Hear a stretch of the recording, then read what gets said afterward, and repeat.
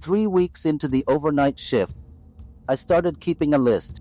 Not because I thought something was wrong, just something to do between 2 and 4 a.m. when the hospital floor went quiet, and the only sound was the ventilation hum and the distant ping of an elevator nobody had called.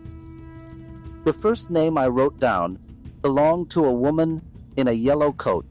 She came through the main doors at 1:17 in the morning, signed the visitor log, and sat in the far chair by the east window. I noticed her because nobody visits at 1 a.m. unless something has gone badly. But she just sat there, hands folded in her lap, not looking at her phone, not crying, not doing anything you do when you are waiting for news about someone you love.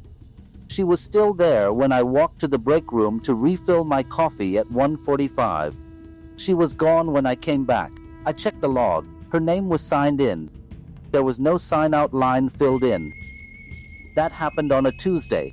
The following Thursday, a man in a gray jacket did the same thing. Signed in at 2:06. Sat in the same chair. Gone before I finished a phone call that lasted less than 4 minutes. I checked the visitor system. No record of him going up to any floor. No record of anyone buzzing him through a door. I told myself the same things you tell yourself when something does not add up.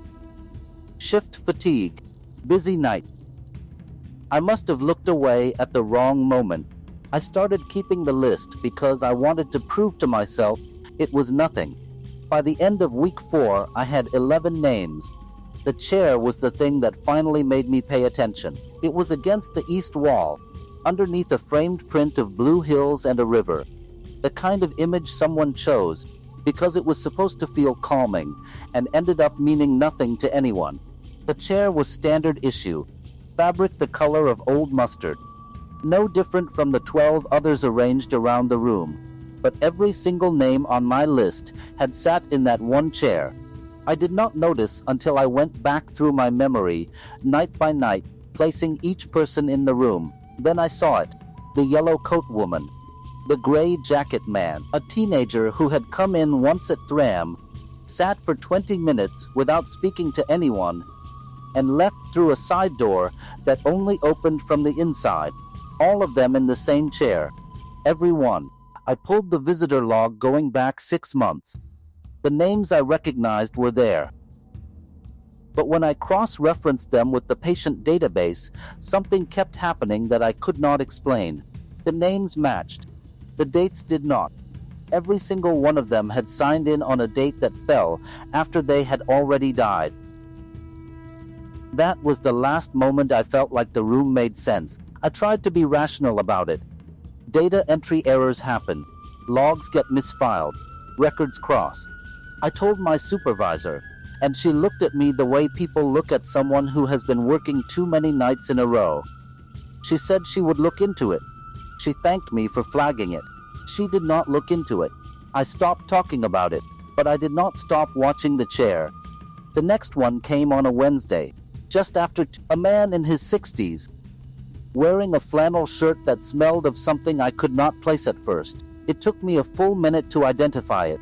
The kind that clings to fabric after a long time near a fire. Not a fireplace, a campfire. Old and deep in the weave. He signed his name in the log.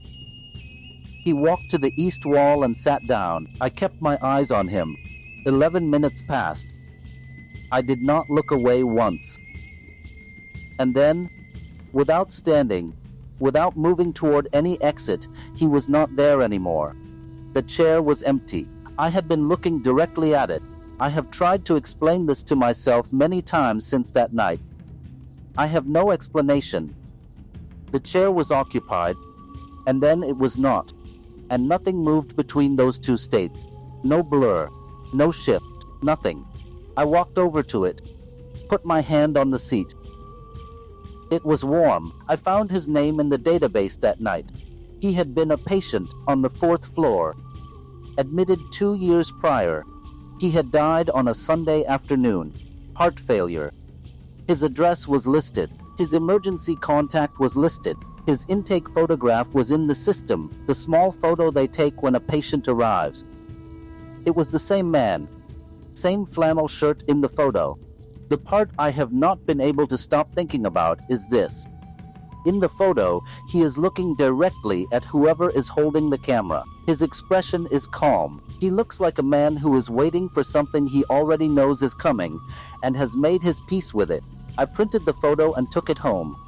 I still do not know why I did that. That night I lay awake thinking about all 11 names.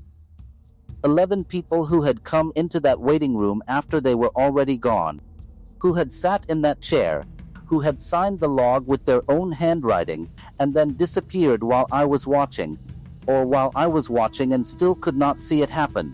I kept thinking about what they were waiting for. I went back through the dates. Every visit had occurred within 2 years of the person's death. Within 2 years, but never before. I do not know what that means. I have thought about it every night since. My last shift in that building, I came in at 11, and the waiting room was empty. At 1:30, a young woman walked through the main doors. She was wearing a blue coat. She signed the log without looking at me. She walked to the east wall and sat down, not in the chair, one seat to the left of it. I watched her for over an hour. She sat quietly. She looked at her hand. At 2:45, she stood up, walked to the main doors, and left through them the normal way. I watched her go through the glass and out into the parking lot. I watched her get into a car and drive away. I checked the log. Her name was there. The date was correct. I looked her up in the patient database, the way I had started doing by then, without even deciding to.